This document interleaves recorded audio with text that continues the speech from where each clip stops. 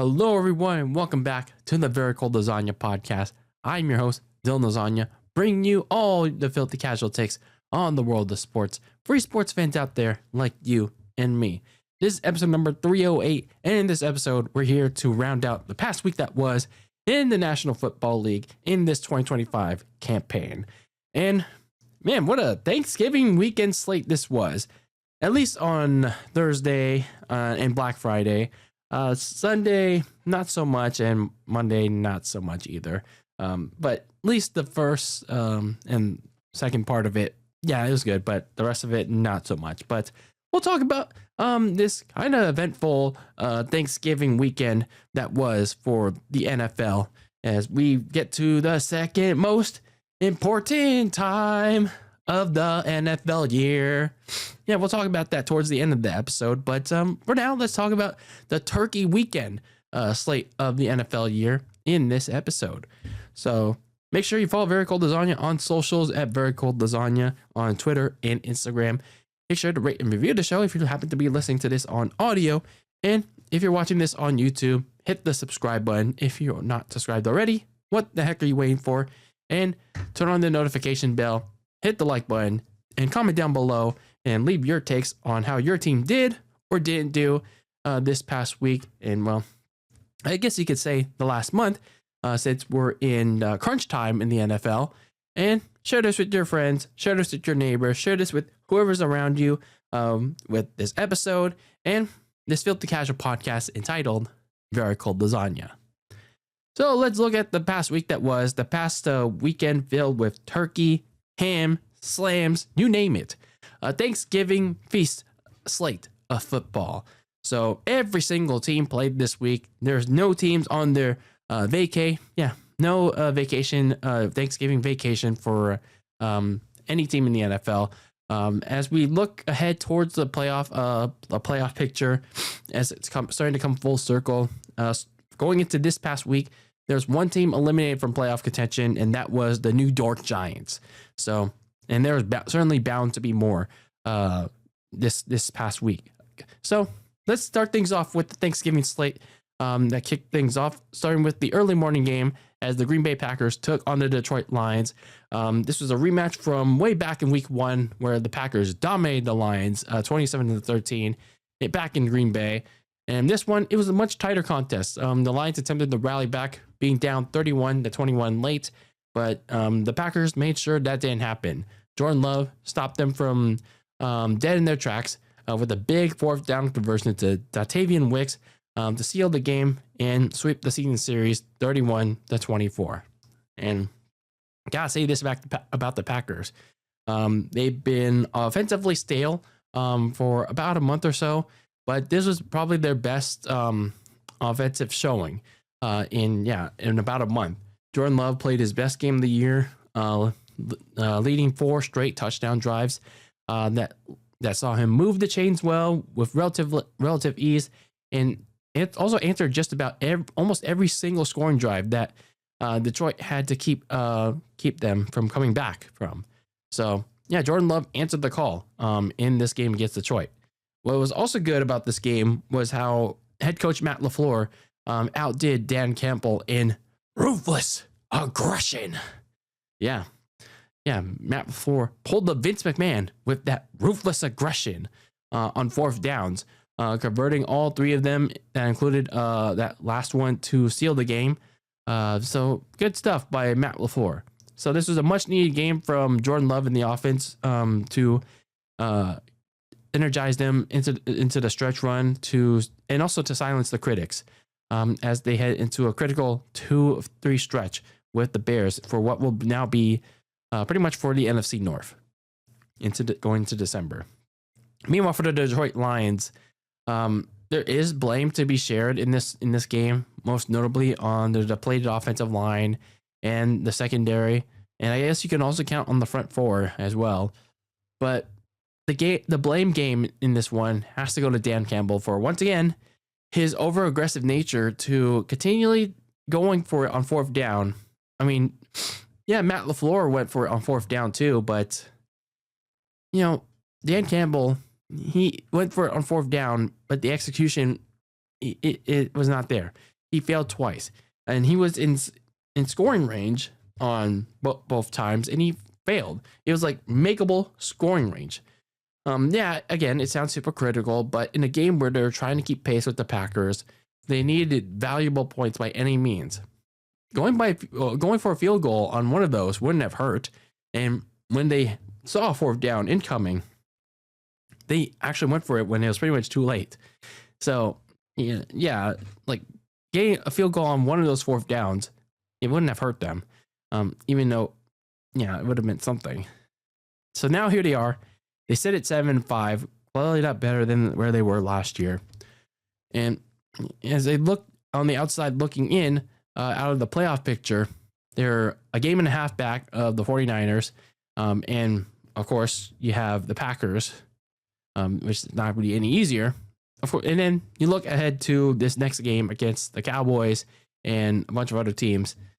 They're pretty much trying to stay alive in this crowded NFC wildcard race that, might keep them out of the playoffs.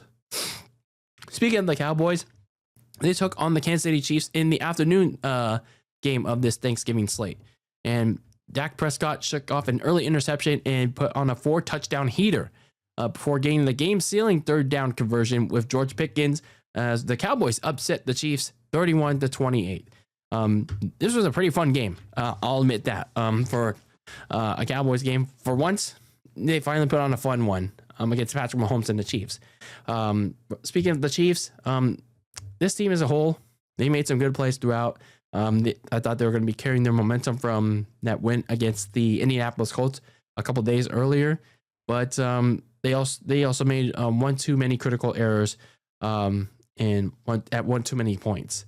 Like, for example, Trent McDuffie committed 2 critical pass interference penalties that led to a touchdown and eventually led to the end of the game, which was not needed for Kansas City. The defense also had trouble regularly covering CeeDee Lamb and George Pickens, as well as stopping the run, which has been kind of a 50-50 point for the Cowboys.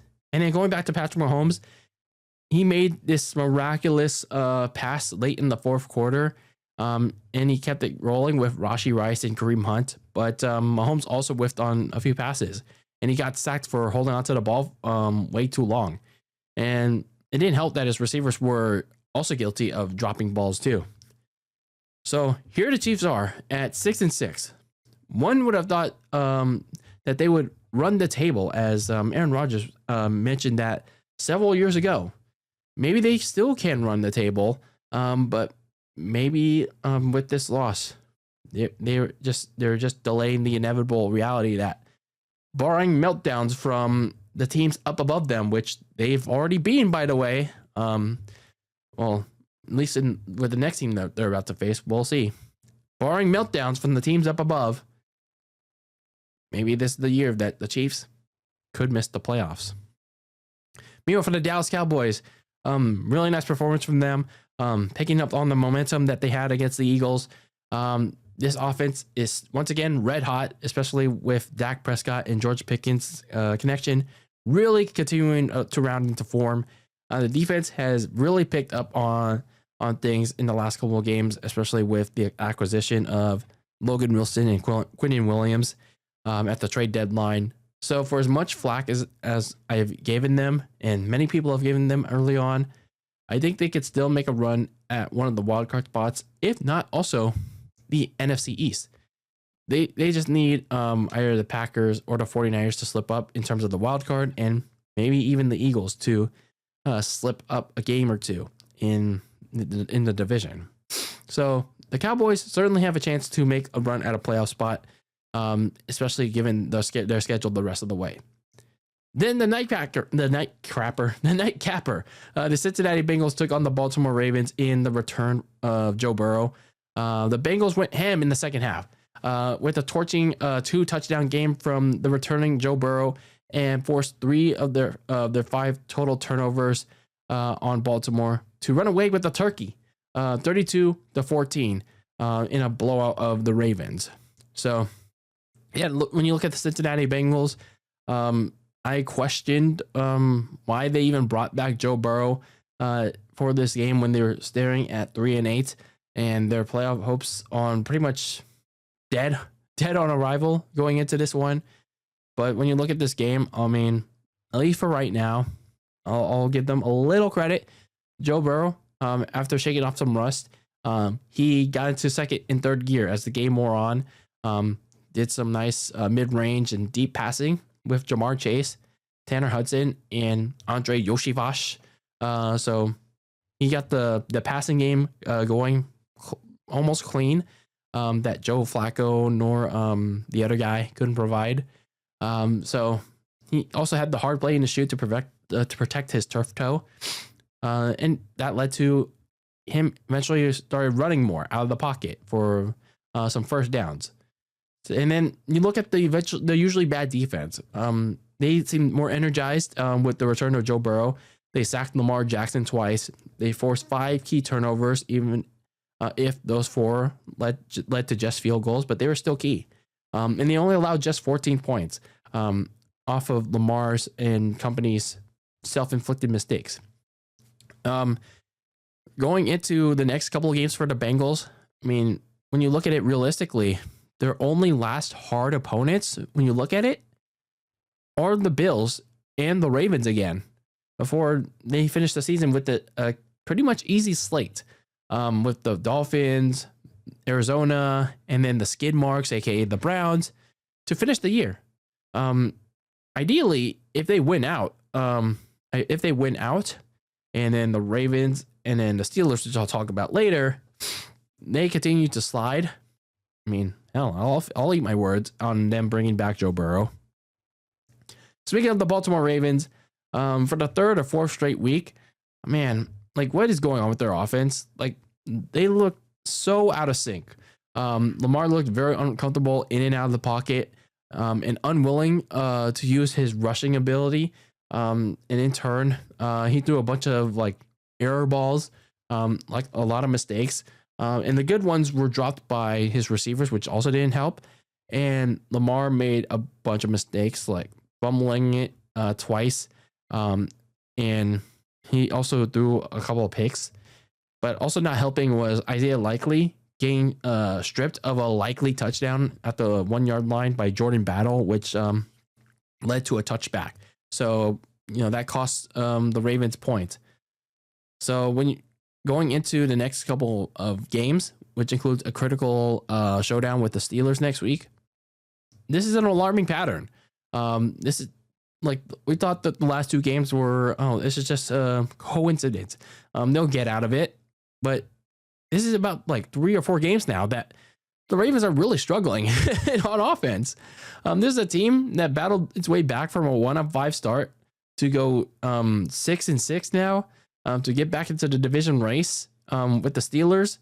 And then this game happens.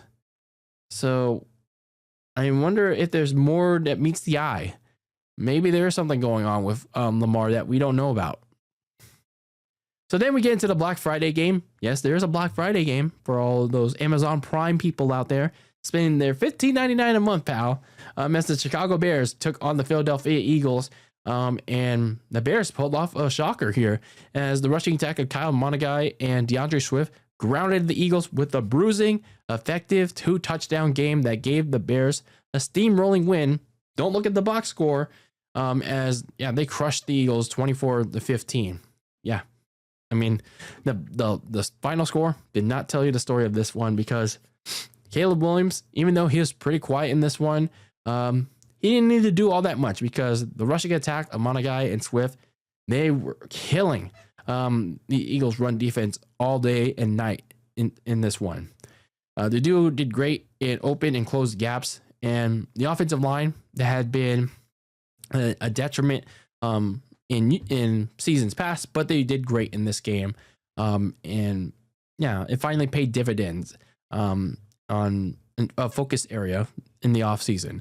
So yeah, it finally paid off in this game against Philadelphia. And yeah, their pass rush, their front seven was that's a usual strength for Philadelphia. It was it couldn't get to Caleb. It couldn't get to it couldn't even shut down the running game. The defense also rattled Jalen Hurts, mostly preventing him from finding his top guys and also forcing a big fumble on a tush push in the red zone. So, yeah, some good stuff from the Bears all around.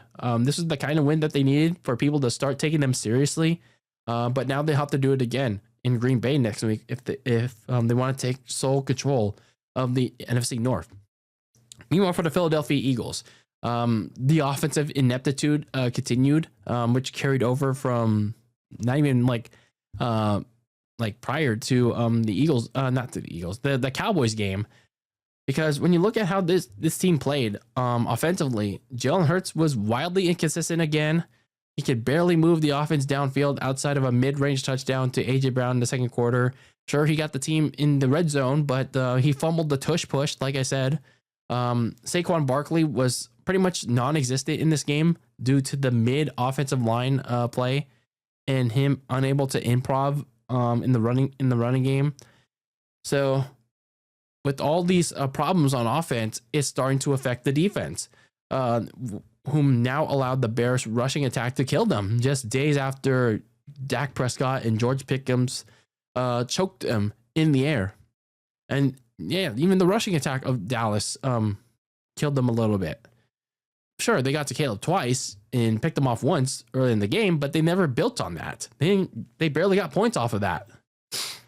So all sides, they need to wake up for this final stretch. It has to start in LA against the Chargers next week, especially now that they lost 2 straight and the Cowboys have won 2 straight, mind you, back to back against the 2 teams that weren't just in the Super Bowl last year with the Eagles and the Chiefs. The Cowboys are potentially now back on their wings in the division. So now looking at the Sunday slate of games, starting with the early morning portion, the Carolina Panthers took on the LA Rams, and this was another stunner, probably the biggest stunner of the week, as the Panthers defense forced 3 turnovers on Matthew Stafford, whom Bryce Young kept pace with in a shootout and got a big 3rd down conversion to Jalen Coker for a major upset win, 31-28. And wow, I didn't expect this one to happen at all. Matthew Stafford, he was his usual. He played another, I say, solid game, but it was also his worst game. With the pick 6, another interception, multiple 3-and-outs. He also lost the fumble on the Rams' last drive. He pretty much never saw the field after that. But I feel like he should also be able to rebound from that next week against Arizona. So he should be able to shake off from that performance. But what isn't concerned, though, from this game against Carolina is that the Panthers may have given other teams a formula on how to beat the Rams. It's not specifically towards Matthew Stafford, but it's another area that I think I might have previously mentioned on in a couple other weeks in the review. But it's the fact that Carolina managed to score 31 points on this team, and 24 of them came on offense. And how were they able to easily push the ball downfield, both ways, on the ground and in the air? And this is coming off a week where they were only just able to score 9 points on the 49ers. So perhaps the Panthers may have provided a blueprint to the Rams' final 5 opponents on how to beat them. So, yeah, in short, that secondary is a problem for LA. Meanwhile, for the Carolina Panthers, Bryce Young was once again on the positive side in contrast to days prior when he took on the 49ers. So, yeah, Bryce Young did pretty well in this game. He pretty much answered the critics, answered pretty much all the chances the defense was providing him, unlike with the Niner game. He led 3 touchdown drives, and even without J.C. Horn, this is on the defensive side, by the way, even without J.C. Horn and Travion Mooring, Mike Jackson and Nick Scott stepped it up, picking off Matthew Stafford twice. Mike Jackson got the pick 6, while Derek Brown strip sacked Stafford for the go-ahead fumble that led to the game-sealing 3rd down. So, coming off that loss against the 49ers in a critical game for them, this was a great response from the Panthers after that letdown game. And they absolutely need this coming out of that game.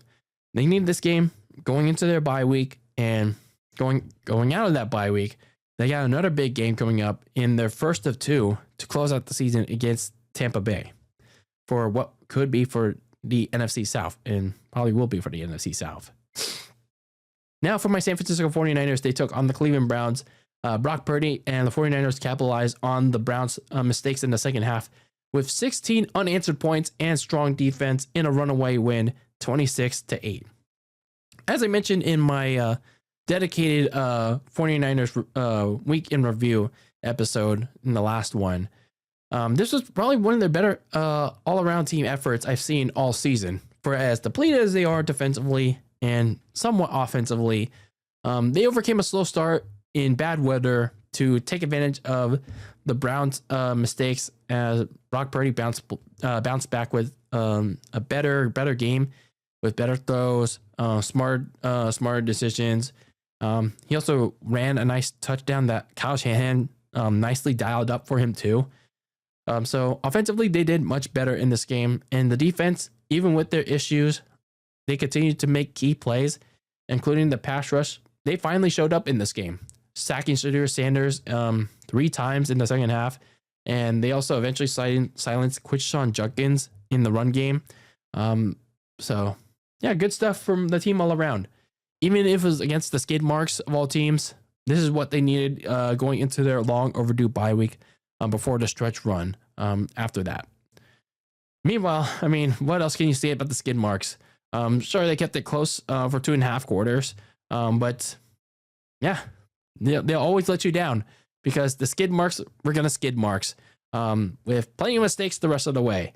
I really didn't like the tush push call by Kevin Stefanski on 4th down in their own territory, like well deep into their own territory. Like, why did they even do that with Harold Fannin Jr.? And then the punt returner, Gage Larvadin, he muffed the punt. His second punt return, by the way. Yeah, he lost it, and that led to points. And Shedeur Sanders got sacked on 4th and forever, where the game was pretty much over by then. So, yeah, I mean, this is pretty much the skid marks being the skid marks when they had the chance to actually upset the 49ers in a place that they always had trouble winning at. Meanwhile, the Houston Texans took on the Indianapolis Colts in a key AFC South showdown. CJ Stroud had the offense moving and grooving in his returns. Nico Collins and Nick Chubb each found pay dirt in a key division win, 20-16 over their division rivals.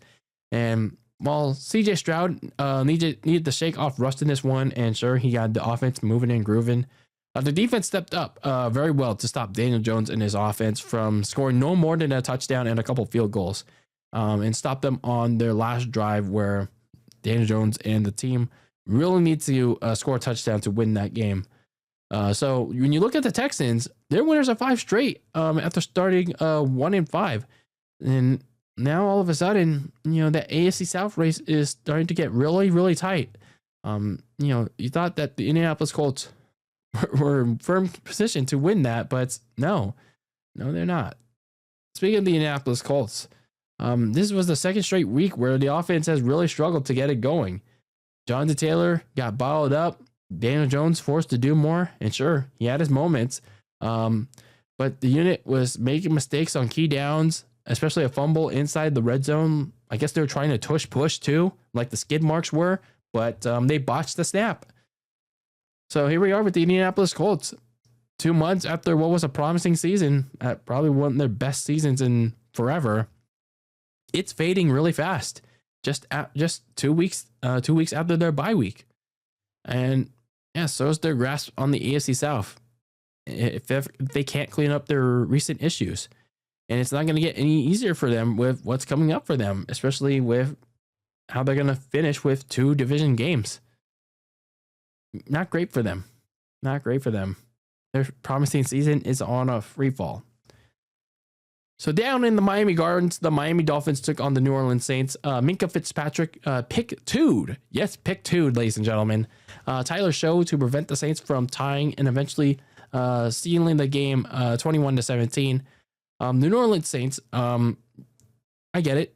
Tyler Show, he overcame a scoreless half and did better in the short and mid-range passing game. He scored 2 touchdowns and eventually almost got the Saints from tying and eventually winning the game. But he also threw 2 interceptions and got strip sacked in key moments, with the last pick being the pick 2, the 2-point conversion, which failed. And then, there were a few positives. But still, I don't think the Saints, their ownership, their front office, and especially Kellen Moore, don't fall for the bait of this one decent game from Tyler Show. Like, no. Continue to lose these games and keep trucking towards getting a better long-term quarterback in the NFL draft next year. Get that high draft pick and get that top-tier quarterback that can provide better value than Tyler Show. Maybe I don't know. Maybe there's something I'm not seeing with Tyler Show, but I'm not seeing it currently. Meanwhile, for the Miami Dolphins, a win over the Saints may not be the all is right in the world for them right now, but for all the recent issues, they've been playing more competitive in the last few weeks. Like, it started with the upset over the Bills a couple weeks ago, and then you had the win over the Commanders, even with their issues. And then here they are, beat on a hapless Saints team, even though that doesn't count for much. But still, they're playing pretty competitively with their issues.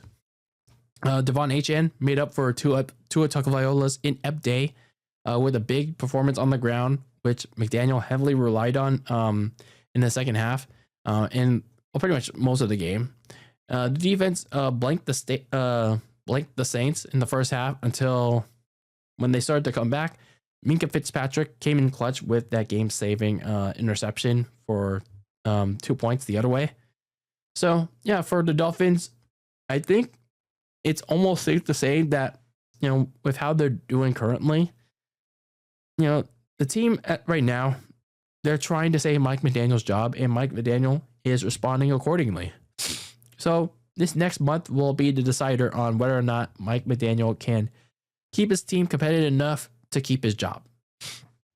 Meanwhile, for the New York Jets and the Atlanta Falcons, down in the gangrene side of the Meadowlands, Nick Folk kicked a very long game winner to beat the Atlanta Falcons in a mid-off take ball, 27-24. For the Atlanta Falcons, I don't have much to say about them right now.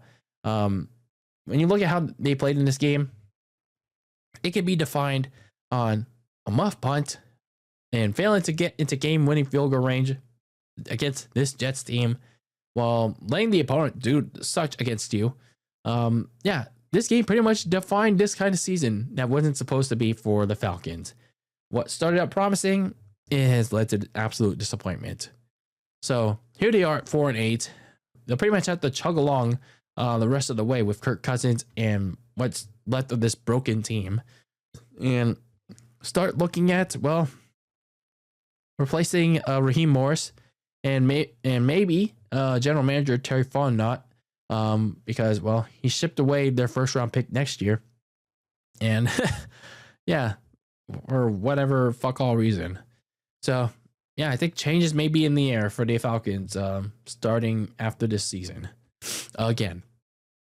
Meanwhile, for the New York Jets, after a heavily criticized and meme full start, even though they're 3-9, the team has been playing somewhat more competitive and harder than their own 0-7 start. Tyrod Taylor, even though he's still not the long-term answer at quarterback, and nor should he be, because he's a bridge QB, he was effective with 4 straight scoring drives, and Adonai Mitchell, who was again heavily criticized for his stupidity against the Rams game as a Colt, he did well in the absence of Garrett Wilson in this one. So, this team is playing competitively, and it may come at the high cost of a high draft pick, but, for how well Aaron Glenn is having his team prepared somewhat, and of course, it comes out against a crappy Falcons team, I think Eric Glenn, if he continues to have this team prepared and competitive, he may get himself one more season to prove his worth as the head coach of this team. Meanwhile, down in Tampa Bay, the Bucs took on the Arizona Cardinals. The returning Bucky Irving cut through the Arizona defense for a lengthy touchdown, but the Bucs defense had to stand its ground late to stop a comeback 20-17. For the Arizona Cardinals, they had multiple chances again to steal this one away against the playoff hopeful, but mistakes like Jacoby Brissett's red zone pick and a tipped pass to end the game, it pretty much killed their chances once again.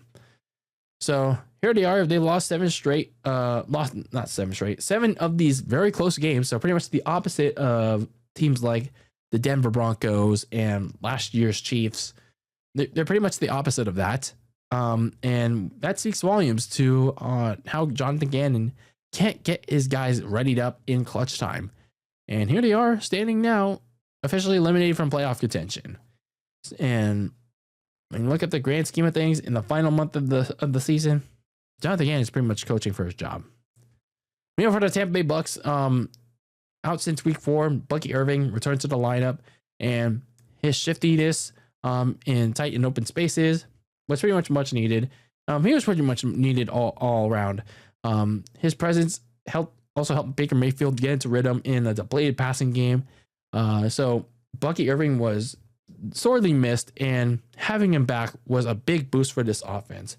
Now they still have work to do, just even with Bucky Irving back, but his return should jumpstart that as they continue to just barely hold on to the division lead over the Panthers. And yeah, that starts next week, hopefully against the Saints, as the following week they head to Carolina to take on the Panthers. Now down in Tennessee, the Tennessee Titans took on the Jacksonville Jaguars. Trevor Lawrence threw 3 touchdowns to Jacoby Myers and Brandon Strange to put down the Titans easy 25-3. Even with all the O-line shuffling and the drive stalling, Trevor Lawrence, he played much better and much smarter, despite only having Jacoby Myers as the only reliable hand in this one. But he connected with him for an early touchdown and eventually allowed the Jaguars to seal this game relatively quickly. But yeah, it was pretty much more than enough for the Jags as they head into a more important showdown next week against the Colts at home. They're pretty much in a 3-way race now for the AFC South. They actually lead the division as we speak. So yeah, it's pretty much going to be a triple threat for the division. Almost the rest of the way, with the Jags, the Colts, and the Texans all now tied up. Meanwhile, for the Tennessee Titans, I don't have much else to say about them because not a lot of positives from this game. Unlike the last 2 against the Texans and the Seahawks, they were competitive in those games, but not in this one at all. Cam Ward, for all his mistakes, he can't rely on his low end talent and his low end coaching staff. So all I can say for Cam Ward and these Titans, all eyes are pointing towards that number 1 overall pick again, and they should focus on that. Going to the late afternoon slate of games, the Seattle Seahawks took on the Minnesota Vikings, and the Seahawks defense made Max Brosmer in his first start a living hell, sacking and forcing 4 turnovers apiece on him in a shutout, 26-0.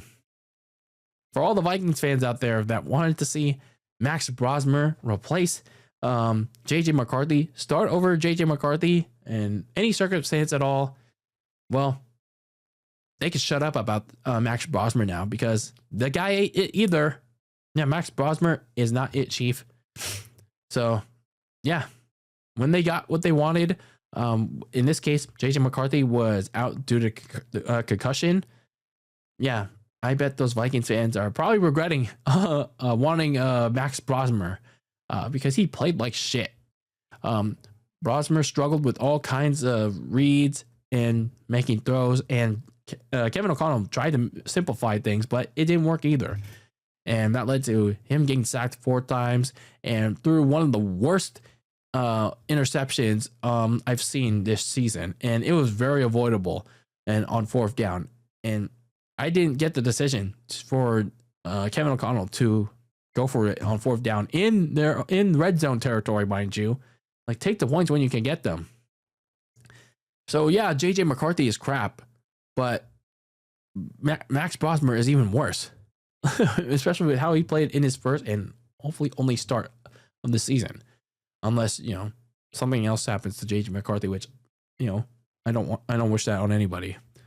So Vikings fans, please shut up on how supposedly good Max Brosmer is. So please miss me with that. So for the Seattle Seahawks, they weren't exactly electric on offense because pass protection and Sam Darnold making some mistakes and playing it too safe. It had a hand in a silent day on offense. Darnold, in contrast to last week, he was being sacked 4 times himself in the first half alone, and yeah, he wasn't exactly lined up the scoreboard and the stat sheet. And when you look at the eye test, he was all over the place. So in turn, the game plan was far more conservative as a result in the second half. And yeah, they were just fortunate that the Vikings' own offense was hot ass and the defense stepped up to make up for the silence on offense. But they need to fix these issues in the next 2 games as they're gonna face the Rams again.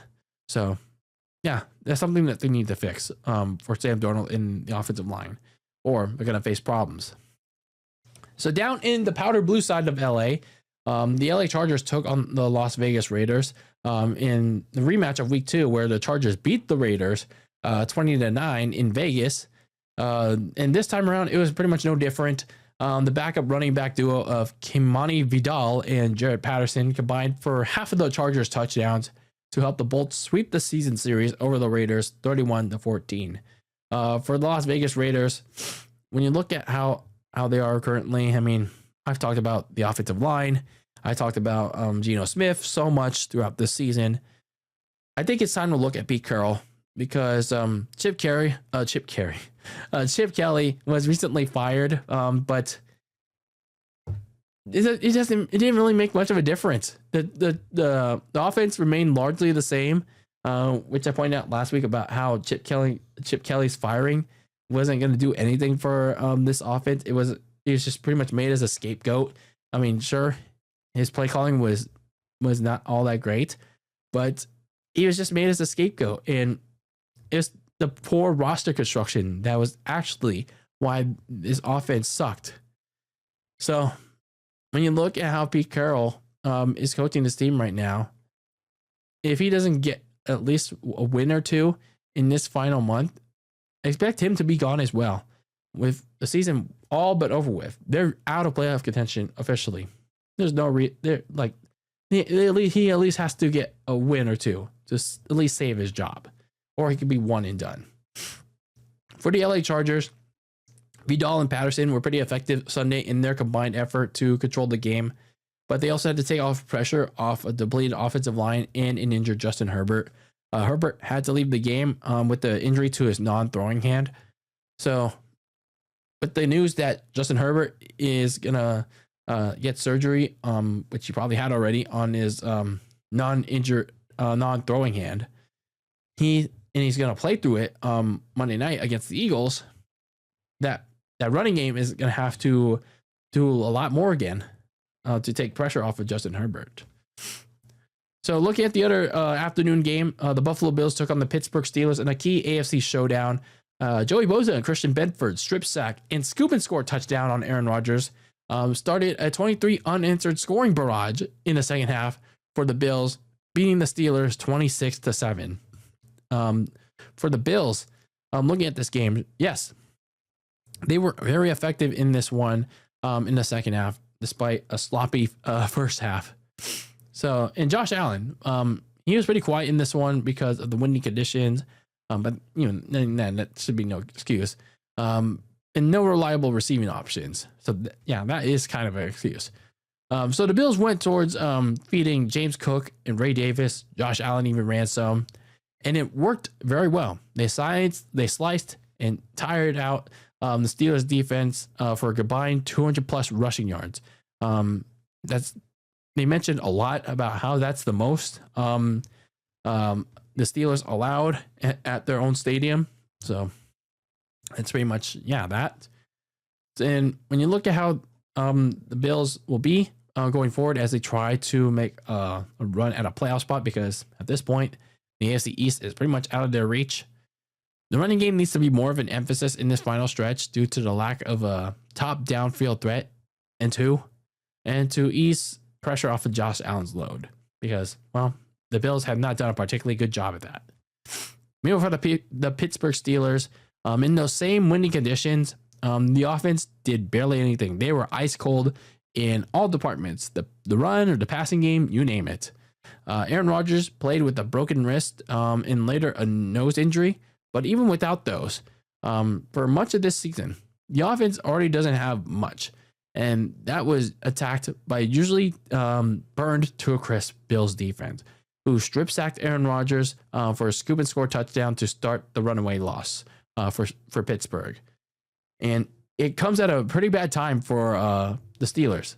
Their demoralizing offense still has to face the Ravens and the Lions next, and a bunch of other teams to close out the season. So not a great time for the offense to go ice cold.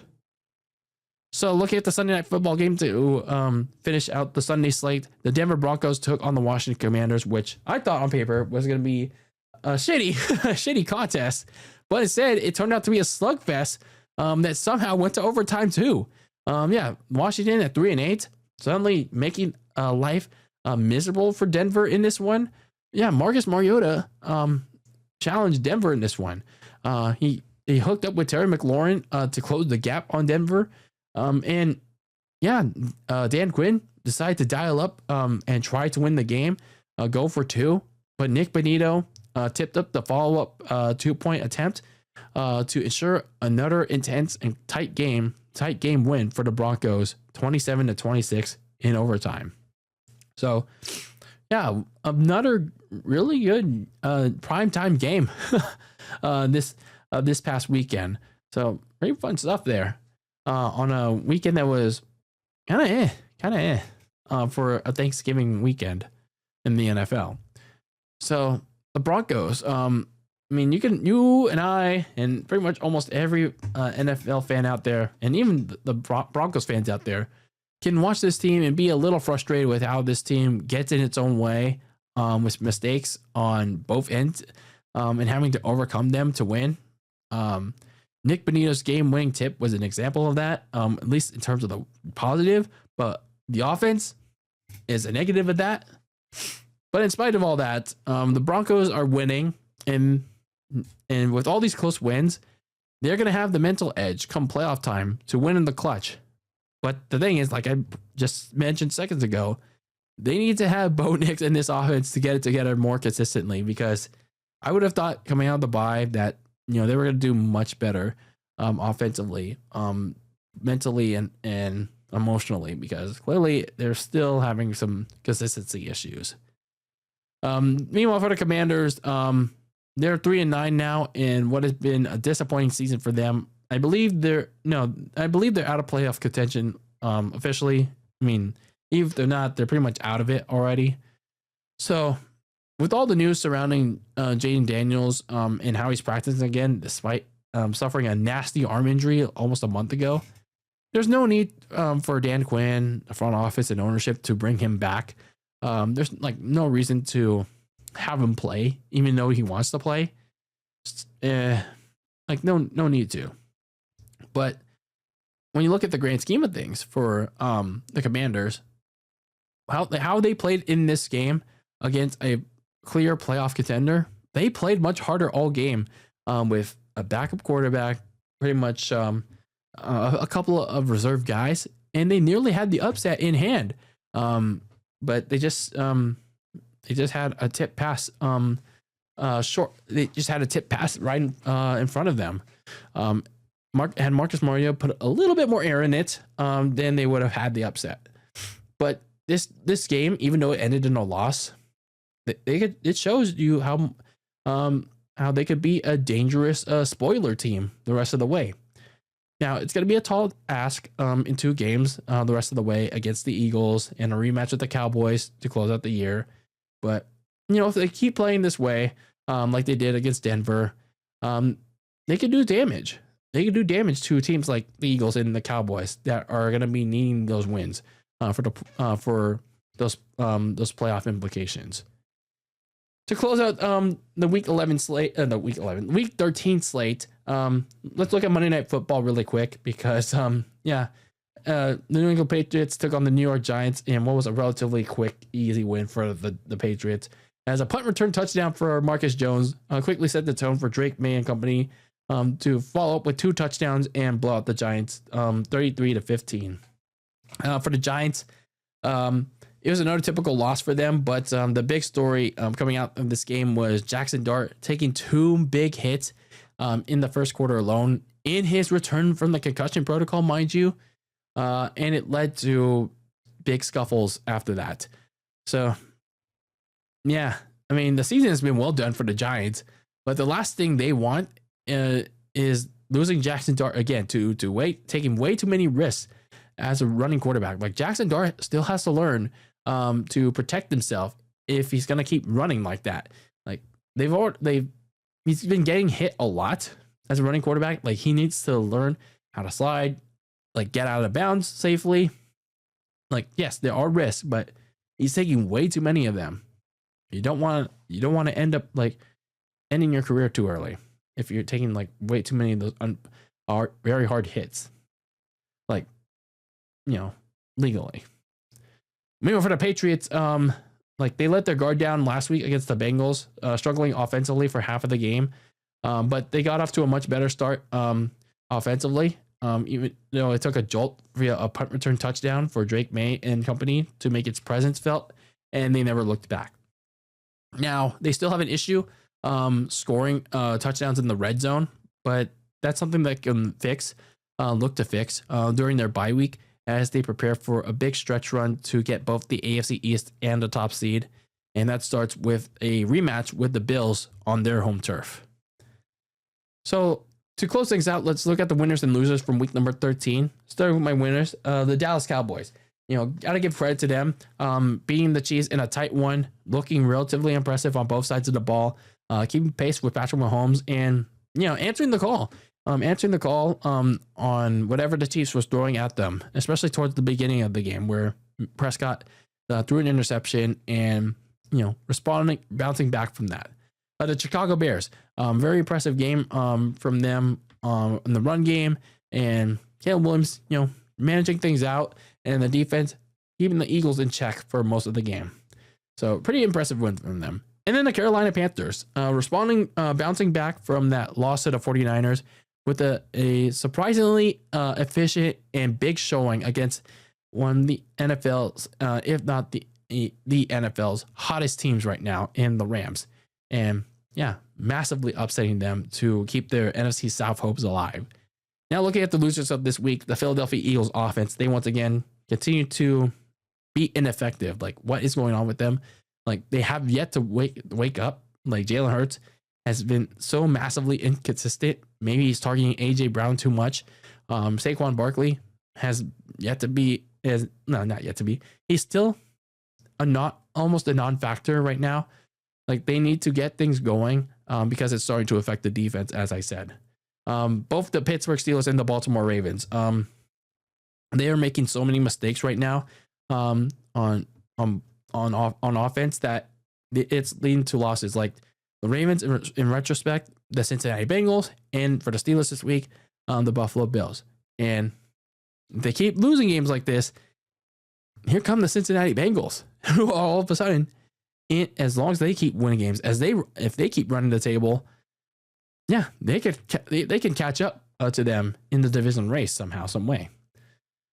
So, looking as we transition over to my top 5 headlines going into week 14, it all begins the second most wonderful time of the NFL year, and that is the final push towards the NFL playoffs in January. The biggest month of the year in the NFL year, and that is the push for the playoffs. Yeah, I mean the regular season, mind you, the biggest month of the NFL regular season, and that is the last push for the playoffs, or at least for the non-competing teams, the last push for Cancun and that number 1 overall pick. So, yeah, in terms of the playoffs, that all starts with a bunch of important matchups this week, starting with Thursday Night Football as the Cowboys and the Lions face off in Detroit.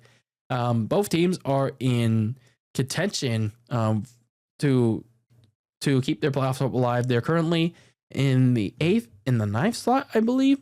They're both in the 8th and the 9th slot.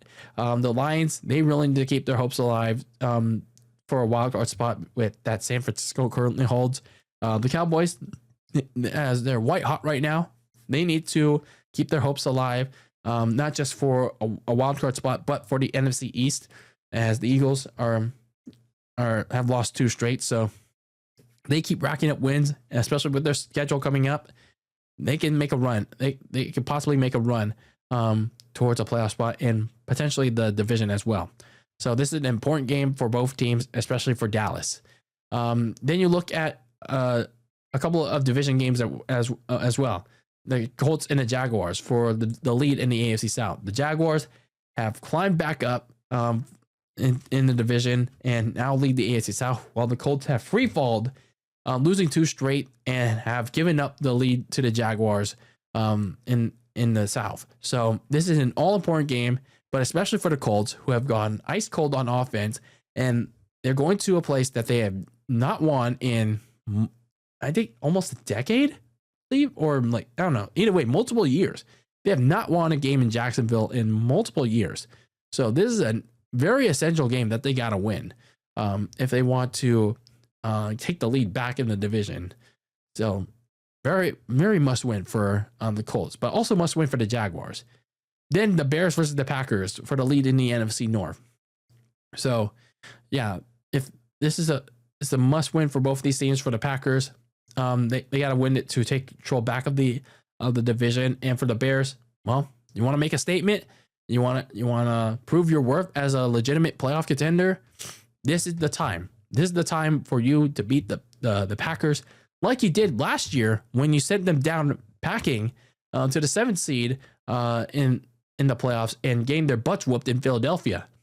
So this is the time to once again make your claim on the Packers and take claim of the NFC North. So big game for both teams this Sunday. And then you have the Texans versus the Chiefs.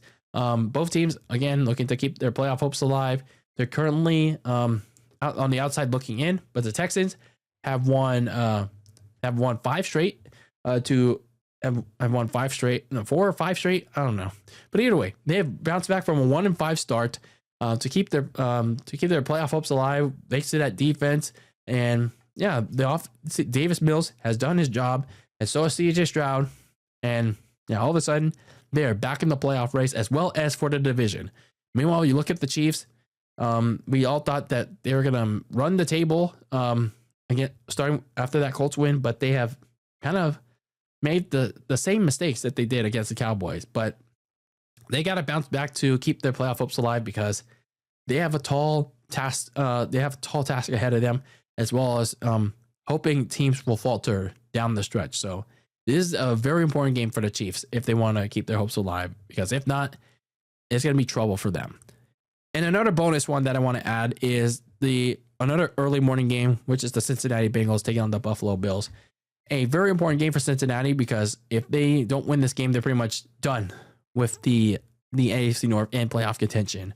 But for the Bengals, if they do win this one, they get closer and closer to reaching the Bengals, not the Bengals, the Ravens and the Steelers in the AFC North race. But the Bills also have to have this one to keep a grasp on the seventh seed and maybe even the 6th seed, advance to the 6th seed in the wild card race. So pretty much a big matchup for both of those teams in Buffalo on Sunday. So looking at some other key storylines in week number 14, I pretty much mentioned all of them, all of them in my preview for it. Like whether the Chiefs can run the table to make the postseason. Can the Eagles fix their issues on offense to keep the NFC East away from the Cowboys? Because, and it's not looking good for them right now. And then the Bengals. Will they be able to start a run back atop the AFC North? As I mentioned, they have 2 tough matchups remaining against the Bills and the Ravens again. But everything after that, it's fair game for them. So it's on them to run the table, run the gauntlet, and depending on what happens with the Ravens and the Steelers down the stretch, which they have slightly tougher schedules, the Bengals do have a chance, but it all depends on how they do, especially with Joe Burrow. So, yeah, Week 14 is shaping up to be a fun start to the last push towards the playoffs, and I'm looking forward to it, especially with the Niners on a bye week, and I just get to sit here and relax my ass off watching all the chaos unfold, at least for this week. Yeah, it's going to be a fun ride to start the last ride towards the playoffs. So going to be a good week 14. Hopefully, at least on paper, at least on the eye test. But let me know how your team did or didn't do this past week in week number 13. Did you enjoy the Thanksgiving slate? Let's have all the conversations that you want to have on the comments on YouTube, or send me a message on Twitter or Instagram at Very Cold Lasagna. Let's start a conversation with your opinions and on the topic, and that is week number 13. But that is it for this episode of Very Cold Lasagna. I have been your host, Dylan Lasagna, with episode number 308 of this icy yet spicy podcast for all the filthy casual takes on the world of sports. And until the next one, keep that lasagna very cold in the fridge with your filthy casual takes on the world of sports. And until I see you, when I see you in the next one, peace out.